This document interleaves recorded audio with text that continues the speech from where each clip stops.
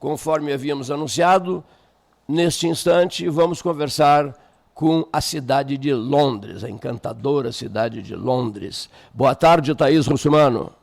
Boa tarde, um prazer estar virtualmente com todos vocês aí. Ao meu lado encontra-se... Primeiro, só definir uma coisa aqui. São 3 horas a mais aí no Reino Unido. 3 horas a mais, não é? 3 horas a mais, exato. O som é perfeito. São 16 horas em Londres. 16 horas e 11 minutos. E 11 minutos. Tu estás dividindo o teu tempo, tu também, muito Estados Unidos, não é, Thaís? Eu tenho concentrado mais na Europa, na verdade, Sim. Em função de vários compromissos e atividades profissionais e até pessoais, porque a Europa o velho mundo é um continente maravilhoso, né? Mas, obviamente, os Estados Unidos têm uma posição de vanguarda na era espacial, então, obviamente, muitas coisas se passam lá, né? Muito bem, olha que a senhora está sendo ouvida em Porto Alegre, acho que a senhora conhece a pessoa que a ouve em Porto Alegre, atende pelo nome de Nailê Russumano. Conhece? Conhece Nailê Russumano? Por acaso, minha mãe. Por acaso, que maravilha. Vou passar o telefone para o professor Matteo Chiarelli, que é grande amigo, mas vive falando em Rosário Russumano, a tua avó. Só um segundinho. Sim. E a tua mãe também. Né? Só um segundinho. Matteo vai falar contigo, prezadíssima Thaís, aí em Londres. Thaís, boa tarde. Prazer em te... Oi, eu não tenho como, ao te ouvir, não deixar de me emocionar, lembrando da tua querida avó, professora Rosá, a quem todos os anos, Thaís, eu quero aproveitar a oportunidade, sabendo que tu estás aí para dividir contigo, a quem eu homenageio a cada ano acadêmico. Quando nós abrimos os cursos de Direito aqui na faculdade, eu faço questão de, na apresentação da disciplina, homenagear a memória da professora Rosá, que é tão importante para todos nós, mas, sobretudo, lembrar da contribuição que ela deu para o direito. Né? A tua avó, como tu sabes, tu seguisse um outro caminho, ainda que ela tenha escrito também na medicina, né? Poucas pessoas sabem, eu acho que até foi um livro, de certa maneira, feito um pouco em tua homenagem, ou querendo colaborar com a tua formação. Ela aqui, as novas gerações, muitas não sabem que ela ajudou a alfabetizar muitas gerações de hoje juízes, advogados, promotores, delegados de polícia. Então a gente sempre trata de lembrar o curso de direito dela, que deu rumo para muitas carreiras, entre as quais eu me incluo. E esse ano, Thaís, eu quero até aproveitar, outro dia estava dizendo aqui no Cleiton, e o Cleiton é uma pessoa muito preocupada, daqueles talvez em Pelotas, seja do que mais se preocupa com a memória da nossa cidade, nós temos do que nos orgulhar. A gente está indo para o futuro, e claro que é lá que a gente vai viver, mas a gente tem que saber de onde vem, e o Cleiton é uma pessoa muito preocupada com isso, e o programa é uma prova disso. A gente leu esse ano o livro da professora Rosá, que eu considero o mais autoral dela, que é o livro sobre o federalismo. E na academia, Thaís, isso que eu queria te dizer e dividir com a professora Nailê, é impressionante o entusiasmo dos alunos, e que não conheciam as ideias da professora Rosá, muitos deles, e que descobrem nesse livro dela, que é aquele em que ela talvez tenha contribuído assim, da maneira mais pessoal, tratando da federação. É um livro sobre federalismo. Ao se ler hoje, é um livro atualíssimo, ainda que ele tenha sido escrito a respeito da Constituição de 46, né? Um livro datado, como tudo que se faz é datado. Então, os alunos têm, realmente, assim, eu fico muito feliz em ver o encantamento, o deslumbramento dos alunos. Mas o Cleiton pede, Thaís, então quero só te dizer isso e dividir contigo, mas eu sei que a tua especialidade é a área aeroespacial. Nós aqui te acompanhamos há tanto tempo, e aqui em Pelotas nós tivemos uma eleição em que um candidato se apresentava como se fosse um extraterrestre. É interessante, então, saber como é que é uma viagem de um ser extraterrestre. É possível? Essa área aeroespacial, que nível se está? Dá para encaixar como eleição? Nós terminamos o segundo turno agora aqui no domingo. Como é que se relacionam as eleições de Pelotas com a área da medicina aeroespacial, Thaís? Um abração para ti, viu? E um prazer te ouvir. Realmente me emociono em ouvir tua voz e que continue ecoando as ideias da professora Rosá, que marcaram muitas pessoas, e eu especialmente tenho a honra de seguir na cadeira que é dela, que eu estou ocupando transitoriamente. Viu? Um abraço para ti e para a nossa querida professora Nailê. Mas eu gostaria de te ouvir um pouquinho sobre a tua área de especialidade, né, porque nós estamos falando de direito e a tua área é aeroespacial. Não, claro.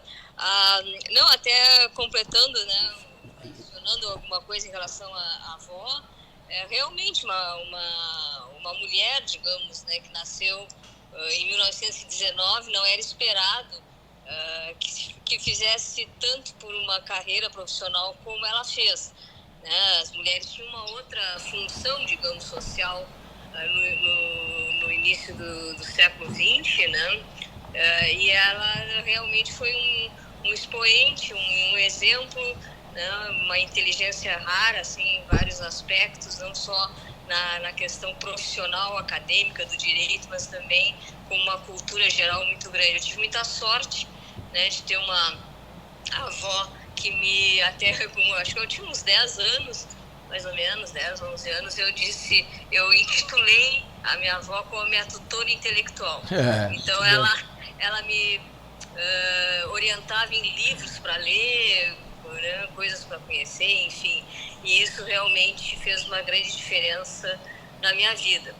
Mas assim, até talvez o desejo dela, né, como de outras pessoas da minha família, minha mãe mesmo, meu pai, etc., fosse que eu seguisse a área do direito, né? Era quase uma... Quase natural, né? Quase... exato, era uma evolução natural, né, da minha carreira, digamos, né, como profissional. E talvez até eu tivesse seguido se não fosse esse sonho espacial. Até interessante, né, que eu acho até peculiar, assim, que uma menina que eu acabei nascendo em Porto Alegre, uma questão que eu fui ligeiramente prematura, mas depois cresci em Pelotas até os 20 anos, estudei medicina em Pelotas, etc, etc. Então, Pelotas é digamos, é a minha referência emocional e afetiva da minha infância, da minha adolescência, mas de qualquer maneira, ninguém na minha família tinha digamos, essa tendência, essa fixação pela ciência espacial. Então, de onde surgiu isso? Isso é um grande questionamento que muitas vezes até já perguntei para minha mãe, até para minha avó quando viva, o que me levou a isso, né? Porque, segundo consta, isso começou quando eu tinha em torno de 4, 5 anos de idade. Ou seja, eu particularmente não me lembro da minha vida sem o espaço estar presente. Foi digamos, inicialmente uma brincadeira, né? Eu era uma criança, depois passou a ser mais um hobby, e quando eu descobri logo em seguida, assim, durante o curso, digamos, que existia a medicina espacial. Na verdade, a medicina chama-se aeroespacial, né? Tem tanto a parte da aviação, que é enorme e multifacetada, com aviação comercial, aviação agrícola, aviação privada, etc, etc. E tem a parte espacial, que foi realmente o que me cativou. Eu tentei muitas vezes até usar a parte espacial realmente como um hobby, como algo que fosse paralelo à minha atividade profissional. Mas eu, de novo, sem uma razão aparente mais objetiva, assim, eu realmente sucumbi à ideia de que o espaço era a minha grande vocação. De novo, uma menina, uma criança nos anos 60 em Pelotas, né, com lunetas, com livros de astronomia, com esses cientistas todos que eu considerava meus amigos, o Galileu, o Newton, o Copérnico, etc. Agora, de onde veio tudo isso? Por que isso permaneceu? Eu realmente Thaís, só uma curiosidade histórica. Aquele livro que a professora Rosá escreveu explicando o corpo humano, que era por um descendente, não era? Não foi feito em tua homenagem, não? Não, claro, assim, na verdade... É um livro, né, que, claro, não é o que marca a carreira dela, mas eu me lembro que era um dos títulos que ela talvez tivesse mais gosto em falar, né? A Viagem Fantástica pelo Corpo Humano. Isso mesmo, isso mesmo. E, na verdade, digamos, quando a questão da astronomia, astrofísica e toda essa questão cosmológica, digamos, na minha vida, ela esbarrou num certo momento na necessidade de eu ter uma profissão, até foi debatido, né, em família, que eu pudesse crescer como profissional e me sustentar, né? E não se via, não se enxergava como que uma pessoa ia fazer astronomia ou astrofísica, e isso ia dar rendimentos suficientes para uma manutenção, digamos, de uma vida, né, classe média, enfim.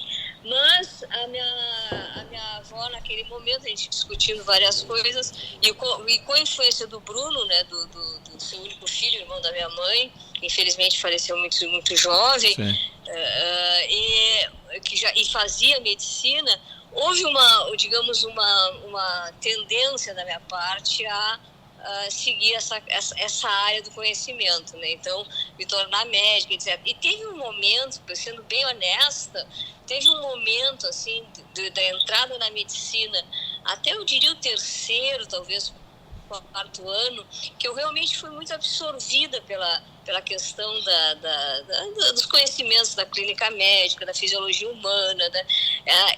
E pela primeira vez na minha vida, a astronomia, a astrofísica, toda essa ficou meio escanteada, assim. Até que um dia eu recebi como presente um livro, Cosmos, do Carl Sagan, e eu me lembro que eu tinha que estudar para uma prova, eu queria estudar para uma prova que era para ser monitora de cardiologia na faculdade, então eu tinha que passar a tal da prova e fazer entrevistas, etc, etc. E aí aquele livro me desviou a atenção, sabe? Eu acabei até conseguindo a vaga de monitora de cardiologia, mas não... aquele livro, assim, é como se tivesse despertado de novo essa paixão pelo espaço. E aí eu fiquei meio perdida, né? Porque eu estava seguindo uma carreira, claro, trabalhando já, assim, vendo pacientes, com professores, né?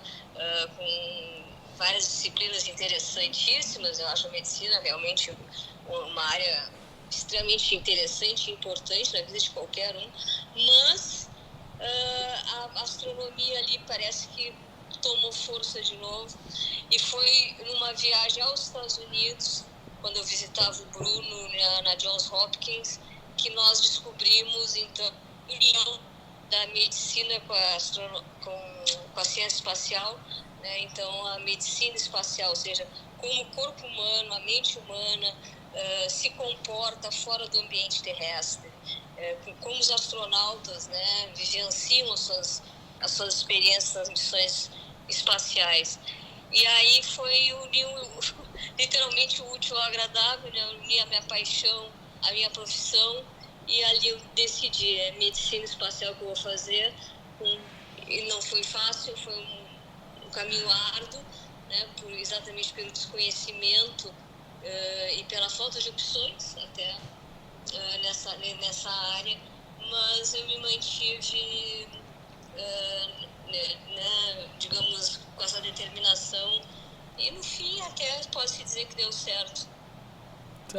Thaís, o professor Neif Olavo Gomes Satyalan, que conviveu bastante também com a tua avó, vai te formular vai entrar na conversa. Um abraço para ti, só um momentinho. Uma pergunta final que será feita para a nossa prezadíssima Thaís em Londres, pelo professor Neif Olavo Gomes Satyalan. Professor, enquanto o professor recebe o celular, postamos uma foto hoje da equipe do 13. Tudo bem, Thaís? Lá atrás no tempo. Oi, tudo bem? Prazer. Igualmente. Sabe, eu estava ouvindo a tua explanação e achei interessante a transição que tu fizeste do sonho de criança, né, com o teu curso de medicina, que, de certa forma, te encaminhou para concretizar o sonho. Até porque, na verdade, essa tua atividade vamos dizer assim, é o presente, o futuro no presente. Pode-se considerar assim? Não, com certeza. O primeiro ser humano, digamos, a ir ao espaço foi em 1961, né? Eu nasci em 1963, que na verdade foi o primeiro ano que a primeira mulher foi ao espaço, a cosmonauta Valentina Tereshkova da Rússia. E claro que a gente não foge, por mais que se queira na vida, né? A gente não foge das circunstâncias que nos cercam. E eu acho que eu tive em algum momento houve essa influência, mas a minha mãe conta que o homem pisou na Lua em 69. Isso. Eu não tinha feito 6 anos ainda, né, em julho de 69, e que eu fui a única pessoa que ficou acordada para ver na televisão esse fato histórico acontecer. Os adultos da casa foram dormir e a criança ficou olhando a televisão. Então, assim, para ver como realmente esses fatos devem ter tido algum tipo de influência. Agora, eu já fiquei assistindo, né, o programa na televisão, preto e branca, naquela época, totalmente diferente do que se tem hoje, mas, de qualquer maneira, por gostar disso, por querer isso, né, de alguma forma. Então fica a grande pergunta, assim, porque que em Pelotas cresce uma menina nos anos 60, 70 que tem essa paixão pelo espaço, e eu fico feliz de ter levado de alguma maneira, e sigo levando, a Universidade Federal de Pelotas, a própria cidade, né, para lugares nunca o Colégio Pelotense, né? O Colégio Pelotense, o Colégio São José, os lugares que eu passei, as pessoas, porque eu realmente hoje tenho uma penetração internacional muito grande, né, na Europa, nos Estados Unidos, outros países até menos, digamos, envolvidos na área espacial, mas com os quais eu tenho tentado trabalhar para exatamente trazer esse tema, né, para eles, e isso está sempre comigo, né? Não tem um momento de apresentação que a Universidade Federal de Pelotas, Faculdade de Medicina, etc.,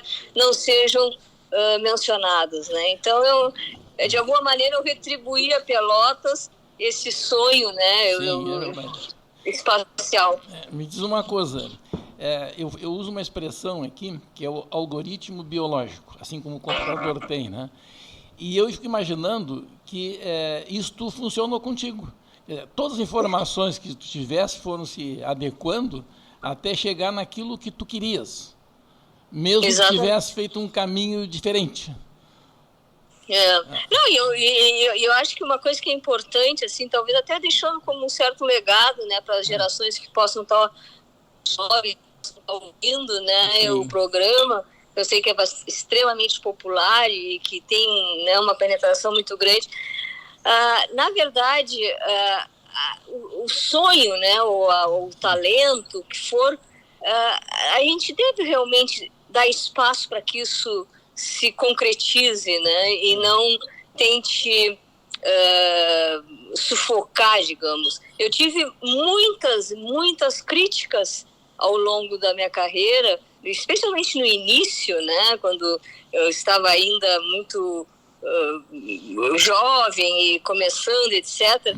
As pessoas, colegas inclusive, né, colegas de medicina, colegas de residência médica, mas por que medicina espacial? Imagina, até eu me lembro uma vez, teve uma situação até cômica, que um colega meu disse para mim, mas é um ramo tão pequeno. Eu digo, como pequeno é o universo todo? É a maior parte. É a maior parte. Me diz uma coisa, o teu irmão, o Bruno, ele interferiu e ajudou bastante nessa tua caminhada? O meu irmão não, o meu tio, né? Irmão da minha mãe. Mas tinha um irmão também. Teu tio. Meu tio, teu tio, Bruno. Morava nos Estados Unidos, né? Com certeza o Bruno teve um momento que foi extremamente crucial, assim. Ele me deixou a época era, não sei se ainda é, mas na época era a maior biblioteca de medicina particular que existia no mundo. E ele foi atender alguns pacientes, né, e depois a gente se encontraria. Na verdade, essa biblioteca ficava em frente ao hospital, a Johns Hopkins, onde ele trabalhava. E aí ele me disse, eu te acho aí dentro, não te preocupa que, né, vai explorar por ti, eu te encontro. E ele acabou me encontrando vendo vídeos naquela época, vídeos cassete, sobre Júpiter e sistema solar. E aí ele disse, vamos jantar, né? E me levou num restaurante grego, que toda vez que a gente ia nesse restaurante grego era porque a conversa era séria. Eu nem sei como é que eu ainda gosto de comida grega, porque era sempre um trauma. Aí ele disse, olha, Thaisa, como teu tio, teu amigo, como psiquiatra, enfim, né? Eu te deixei numa biblioteca de medicina com 7 andares e eu te encontro vendo coisas ligadas à astronomia. Se tu não fizeres nada em relação a isso, tu vai se tornar uma pessoa frustrada ao longo do tempo. E aí foi que ele ligou para a NASA e no outro dia a gente estava na Hopkins de novo, ele ligou para a NASA e até eu me lembro que a secretária veio, Dr. Lima, né, que ele era chamado Dr. Bruno Lima, então Dr. Lima, a NASA está lhe ligando. E era para responder a pergunta dele, que era quais eram as opções para uma pessoa que estava cursando medicina e que queria fazer medicina espacial, ou seja, trabalhar com o corpo humano no espaço. E aí eu fui orientada que o único curso, olhem bem, que informação importante, o único curso aberto a civis no mundo inteiro, a nível mestrado, era em Dayton, Ohio, um curso que a NASA, inclusive, tinha conexões, etc. Mas era o único. E aí tu aterrissasse a tua nave ali no curso. E o mais interessante foi que eu, claro, a língua era o inglês, né? Mas pela primeira vez na minha vida, eu me senti acolhida nesse sentido, eu me senti falando a minha língua. Né? Porque todos tínhamos mais ou menos a mesma história, todos tínhamos o sonho espacial, todos tinham tido, digamos, na sua infância, momentos de ver o Perdidos no Espaço, né? Que era o seriado mais importante. Mas, enfim, eu acho que essas coisas... Foi graças ao restaurante grego, foi graças àquele momento que eu descobri, digamos, a forma de unir uma situação à outra, né? Muito bem. Ô, Thaís, logo tu vai aparecer aqui por Pelotas, né? Imaginamos. Espero que sim, agora que está o aeroporto funcionando. Exatamente. E aí nós vamos te esperar aqui no programa, ao vivo. Será um grande prazer. A Sala Amarela, é o maior prazer de estar aí com vocês. Tá bom. Então nós ficamos muito satisfeitos com essas tuas explanações. Pena que o nosso tempo aqui é mais apertado né, e fica complicado. Mas nós gostaríamos muito que tu viesse aqui, porque aí a gente ia poder abrir essa conversa. Não, com certeza. Conta comigo. Tá bom. Virtualmente ou presencialmente, estarei sempre com vocês. Tá bom. Um abraço para ti. Felicidade. Obrigada. Um beijão. Tchau, tchau.